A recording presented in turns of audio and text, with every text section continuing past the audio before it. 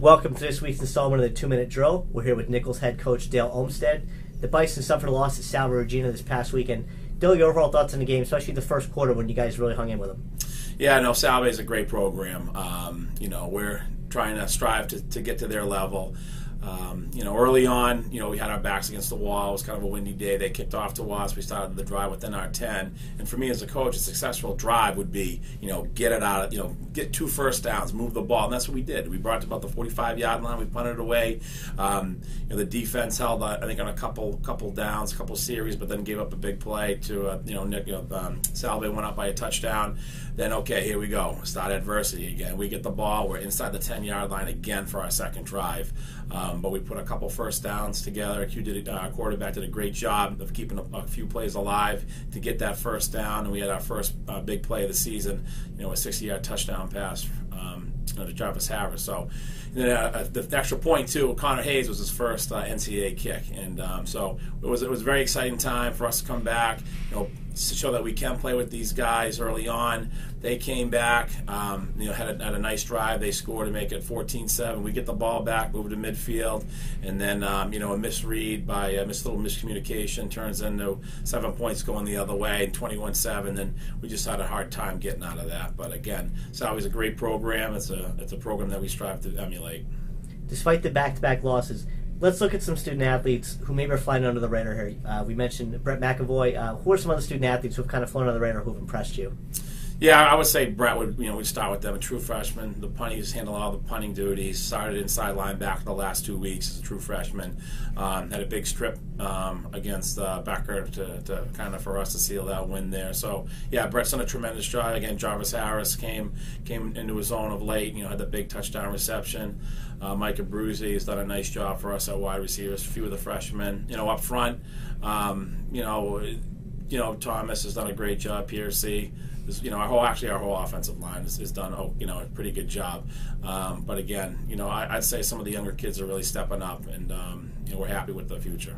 Speaking of those younger kids, you did have a couple injuries this past weekend, but with injuries comes opportunity for other student athletes and some younger kids. So in that regard, are you a little bit excited to see what some of these kids can do once they get the chance? Yeah, absolutely. They're excited, too, to show us what they can do. Everyone works hard. It's a roster of, over 95 kids right now.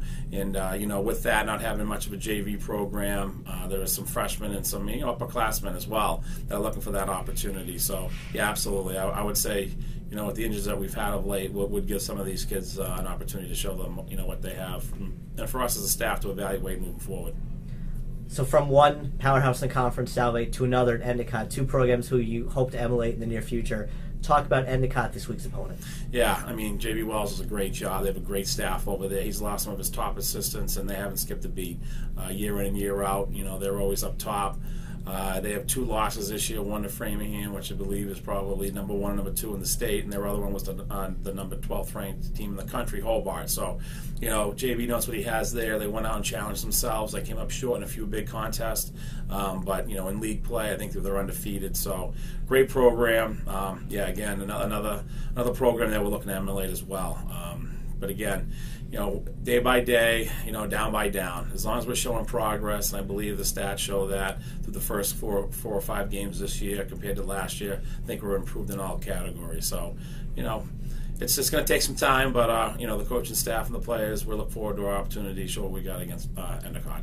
Without tipping your hand, obviously, what's the most important thing you want to take out or that you want to see your team accomplish on Saturday besides getting a W? Is it third down conversions, limiting the turnovers, special teams, anything in particular that you're going to focus on for this week? I'd say all those. We want to take care of the ball. We want to, again, not worry about our opponent, respect the opponent, respect the game, and just do things that we can do. We've showed at times we've had great spurts in every game we've played. We just have to, again, be more consistent. Not worry about the score because we can't really control that. We can only control ourselves. We're going to go down by down defensively and understand that, just because we don't score a touchdown, that does not mean it wasn't a successful offensive series. Defensively, so, it's not a 3-and-out. It might be 6 or, 8 now. There's still some positives we can get out of that. And, rebuilding a program, sometimes they tend to look at the scoreboard a little too much. We've got to get them away from that and just focus on ourselves and what we do well and continue to do that. Fans, NicholsAthletics.com will have live stats and webcast links if you can't make it out to Beverly, Mass. Thanks, Coach. You're welcome.